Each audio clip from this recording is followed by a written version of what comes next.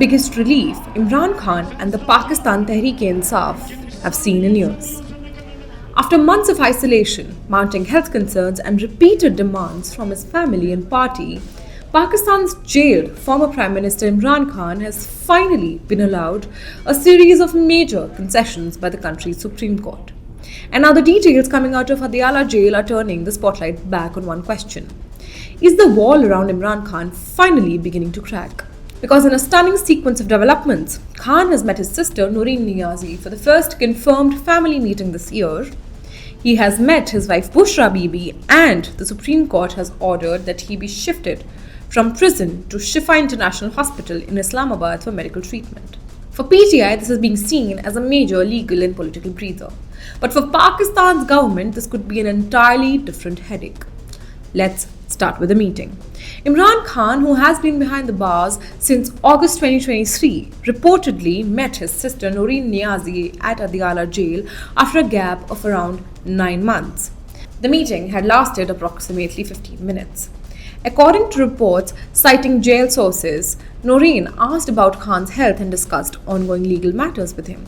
But there was another crucial message she carried into that prison meeting. The Supreme Court had ordered authorities to facilitate Khan's transfer to Shifa International Hospital for medical examination. So Noreen was not simply walking into Adiala Jail as a family member. She was also carrying news of a judicial order that could significantly change Khan's immediate circumstances. And then came another striking development. Khan also met his wife Bushra Bibi. The meeting reportedly lasted around 30 to 35 minutes. This is significant because family access to Khan has been one of the biggest flashpoints surrounding his imprisonment. The Supreme Court has now ordered weekly family meetings along with phone contact with his sons. For a leader who spent years fighting legal battles from behind the bars, this is no small concession. But the biggest development is undoubtedly the hospital order. On August 18, Pakistan Supreme Court directed authorities to move Imran Khan from Adiala Jail to Shifa International Hospital in Islamabad within 48 hours. The order came amid persistent concerns over his health.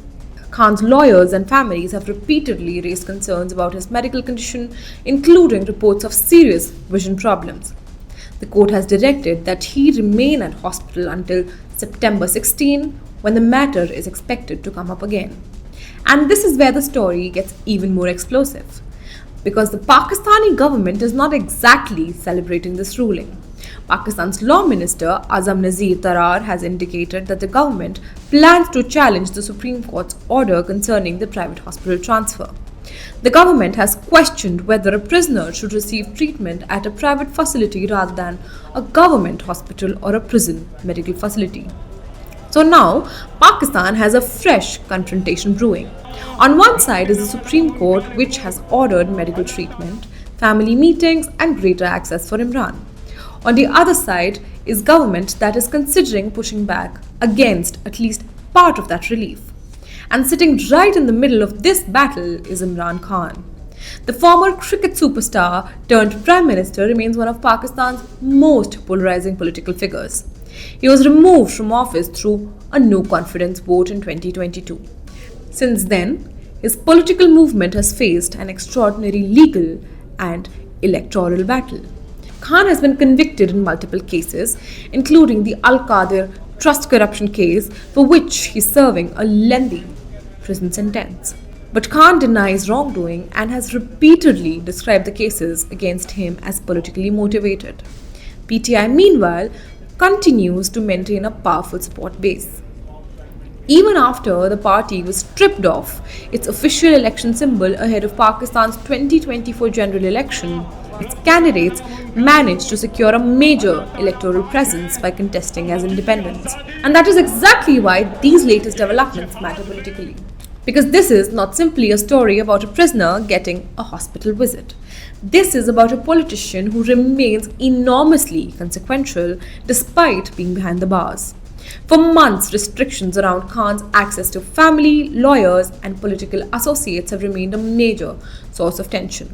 Now, the Supreme Court has effectively widened that window.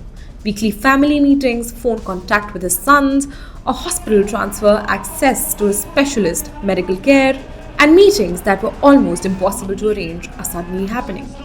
That is a very different political environment from the one Imran Khan was operating in just days ago. But let's be clear about one thing.